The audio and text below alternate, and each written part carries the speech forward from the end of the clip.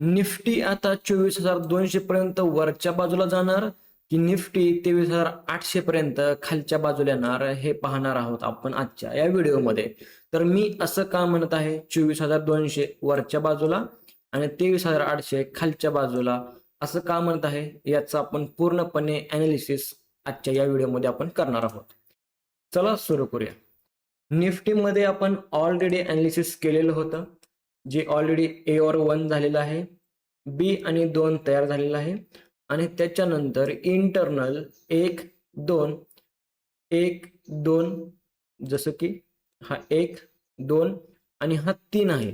या 3 नंतर हे जे काही एक डाउनफॉल आला होता, करेक्शन आलेलं होतं, हे आपण याला इम्पल्सिव्ह किंवा इम्पल्सिव्ह असं काउंटच करत नव्हतो. जसं कोणाला तरी वाटेल की 1, 2, 3, 4, 5 असं असेल, पण ते तसं नाहीये. ओके, तर हा एक करेक्शनचा पार्ट होता. वेव्ह ए हा जो काही पूर्ण गेलेला आहे अपसाइडला, हा सुद्धा कोणताही इम्पल्सचा पार्ट नाहीये. त्याच्यामुळे याला सुद्धा आपण वेव्ह फिफ्थ कन्सिडर करतच नव्हतो. याला आपण इरेग्युलर वेव्ह बी असं कन्सिडर केलेलं आहे आणि ज्याप्रमाणे आपण मागच्या व्हिडिओमध्ये एक्सपेक्ट केलं होतं की आपल्याला एक प्रॉफिट बुकिंग किंवा फॉल पाहिजे होता, तो आपल्याला आपल्या सपोर्ट रेंजमध्ये आलेला आहे. जी आपण सपोर्ट रेंज काढलेली होती 23,982 ते 23,854 याच लेवलमध्ये आपल्याला तो फॉल पाहायला मिळालेला आहे शुक्रवारी. आणि ऑलरेडी सांगितलं होतं की उद्या शुक्रवार असणार आहे, तर प्रॉफिट बुकिंग येणार म्हणजे येणार. आता हा फॉल कशामुळे आला, तर लोक असं प्रेडिक्ट करत आहेत की जे काही आय-टी कंपनी आहेत US मधील, तर त्यांचे जे काही रिझल्ट आलेत ना ते खराब आलेत. त्याच्यामुळे हा फॉल आलेला आहे. बट आपल्याला ऑलरेडी अगोदरच माहिती होतं की हा फॉल कोणत्या कारणामुळे येऊ शकतो आणि काय रिझन असू शकतं. लोक त्याला न्यूजमध्ये बघतात, आपण त्याला आपल्या व्ह्यू नुसार बघतो. ओके, चला इथून पुढे काय होऊ शकतं 24,200 की 23,800 याचा आपण सविस्तर अनालिसिस करायला सुरुवात करूया. हे अनालिसिस पहिल्यांदा मी सगळं क्लिअर करतो. जे आपण ऑलरेडी सांगितलं होतं की याच्यामध्ये येईल आणि इथूनच एक बाउन्स येणार. सो ऑलरेडी तो तसा बाउन्स आलेला सुद्धा आहे आणि टाइम टू टाइम अपडेट मी लाईव्ह मार्केटमध्ये सुद्धा अपडेट करत होतो.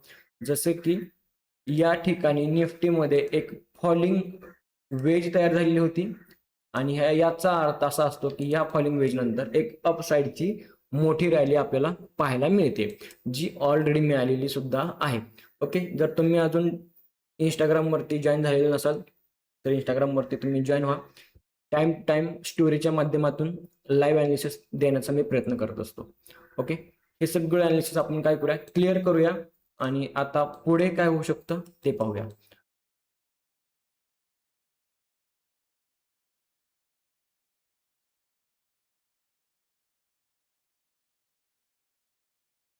ओके, जे बाकीचं जे आहे ते ॲज इट इज आपण इथंच ठेवतोय. याच्यामध्ये काही चेंजेस करणार नाही. ओके, ए वर 1, बी वर 2, त्याच्यानंतर इंटरनल मधला हा 1 आहे, हा 2 आहे.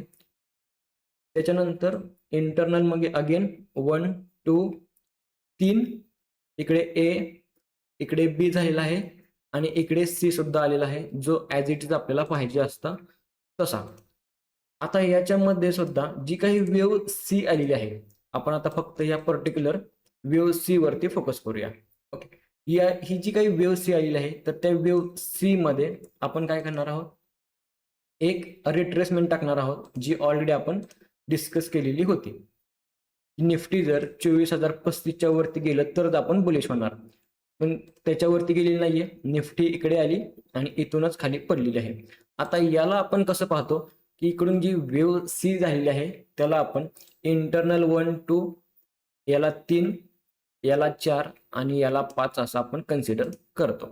तर तसं सुद्धा इथेपर्यंत 4 पर्यंत सगळ्या कंडिशन मॅच होत्या आणि याच्यानंतर आपण वेव्ह 5 साठी सुद्धा टार्गेट काढलेलं होते, जे ऑलरेडी मिनिमम टार्गेट सुद्धा वेव्ह 5 चे अचीव्ह झालेले आहेत. तर याच्यानुसार इथे वेव्ह सी पूर्ण व्हायला पाहिजे. त्याच्यानंतर हे आपण याला एक्सटेंड करणार. ओके, एक्सटेंड केल्यानंतर हे ऑलरेडी आता ब्रेक सुद्धा झालेलं आहे. याचा अर्थ काय, की ही वेव्ह इथं जर पूर्ण झालेली असेल तर इथून आपल्याला वेव्ह 5 साठीचं टार्गेट यायला पाहिजे, बरोबर. जे की 24,237 हे पहिलं टार्गेट असणार आपलं वेव्ह 5चं. कोणती वेव्ह 5? जी काही इथे इंटरनल वेव्ह पूर्ण झालेली आहे, तर याच्यानंतर वेव्ह 5 येणार, तर त्या वेव्ह 5चं हे पहिलं टार्गेट आपलं असेल 24,237. ओके, मग आता हे झालं आपलं 24,200चं टार्गेट. आता आपण पाहूया की 23,800 का? 23,800 कशामुळे? तर याच्यात जर अजून बारकाव्याने पाहायला गेलो आपण, याच्यात अजून जर बारकाव्याने पाहायला गेलो, तर नेहमी कधीही वेव्ह 5 मध्ये, सॉरी वेव्ह सी मध्ये ही वेव्ह इम्पल्स असते. म्हणजे कसं 1, 2, 3, 4, 5 अशी यायला पाहिजे. पण याच्यामध्ये 4 पर्यंत सगळ्या कंडिशन ओके आहेत. 4 पर्यंत सगळ्या कंडिशन ओके आहेत. पण ही जी काही 5 आलेली आहे, तर त्या 5 मध्ये हा एबीसी दिसतोय, ह्याच्यामध्ये इम्पल्स दिसत नाहीये. आणि जर 5 इथं पूर्ण झालेली असेल, तर हे वरती जाऊन परत एक एबीसी आलेला आहे, याचा अर्थ खाली, राईट. याचा अर्थ अगेन एक एबीसी आलेला आहे. सो हा डाऊट मनामध्ये कुठेतरी आहे आणि हाच डाऊट आपल्याला एक अडथळा निर्माण करू शकतो. म्हणूनच आपण 23,800चं हे टार्गेट दिलेलं आहे.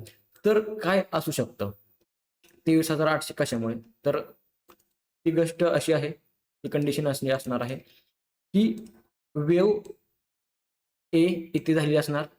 वेव्ह ए ही एक इंटरनल ए असेल, हे एक करेक्शन आहे आणि त्याच्यानंतर हे एक करेक्शन आहे. सो इकडे इंटरनल ए, इंटरनल बी आणि हा जी गेलेला आहे ती इंटरनल सी असू शकते.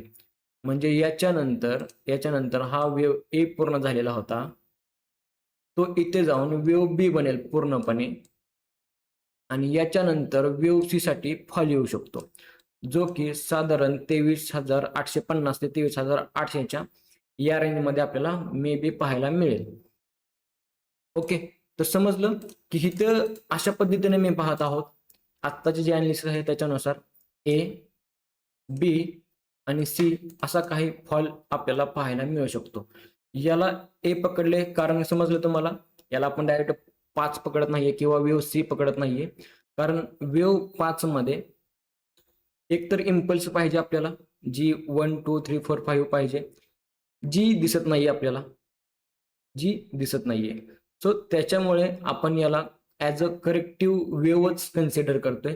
पण समजा उद्या जर मार्केट गॅप अप झालं मंडेला, उद्या म्हणजे मंडेला गॅप अप झालं आणि डायरेक्ट जर हाय ब्रेक केला, हा हाय जर ब्रेक केला, तर याला आपण वेव्ह 4च कंप्लीट झाली असं कन्सिडर करणार आणि वेव्ह 5 साठीचं टार्गेट येणार. ओके, पण जर निफ्टीने इथे जाऊन जर रेजिस्टन्स फेस करायचा प्रयत्न केला 24,080, ते इथे एक आपल्याला एक रेंज क्रिएट होईल 24,080 ते 24,100, ही जी काही 20 पॉईंटची रेंज असणार आहे, याच्यामध्ये जर रेजिस्टन्स घेत असेल तर हा बनेल ए, हा बनणार बी आणि वेव्ह सी साठी मार्केट खाली येणार. मग खाली येणार तर आपला ओव्हरऑल व्ह्यू चेंज होतोय का काय, ते सुद्धा आपण चेक करूया. ते आपण चेक कसं करणार? ते चेक करणार की आपला जो काही वेव्ह 2 आहे, जी सुरू झालेली आहे, त्याच्यापासून आपण टोटल आपण ॲनालिसिस करणार. तर ते जे येत आहे ते साधारण येत आहे, जी लास्ट लेवल असेल ते आपले 23,762. याचा अर्थ काय की आपण जे एक्सपेक्ट करतोय तर 23,800 पर्यंत करतोय आणि त्याच्या खाली आपली लेवल आहे, जिथे आपला पूर्णपणे व्ह्यू चेंज होणार, जिथे आपण पूर्णपणे आपण मार्केटला बिरिश बघणार. कधी? हा ब्रेक झाला तर. तोपर्यंत आपण फक्त आणि फक्त अपसाईडचाच विचार करणार, अजिबात आपण शॉर्ट साठीचा प्लॅन करणार नाही. आणि आत्ता सुद्धा आपला बुलिशच प्लॅन आहे, मेजर प्लॅन जो आहे तो बुलिश आहे. पण याच्या इंटरनल मध्ये जे काही सुरू आहे त्याच्यानुसार आपल्याला 2 सिनेरिओ आपल्याला पाहायला मिळतात. आता मंडेला जर गॅप डाऊन झालं, मंडेला किंवा मंडेला कंडिशन नंबर 1 गॅप अप झालं आणि याच्या वर गेलं तर आपण वेव्ह 4 कन्सिडर करणार, वेव्ह 5 साठीच हे टार्गेट असणार as it is. Mandela condition number 2, मंडेला जर मार्केट फ्लॅट ओपन झालं आणि याचा जर रेजिस्टन्स घ्यायचा प्रयत्न केला तर वेव्ह बी इकडे बनेल आणि वेव्ह सी साठीचा फॉल येणार. Okay, condition number 2.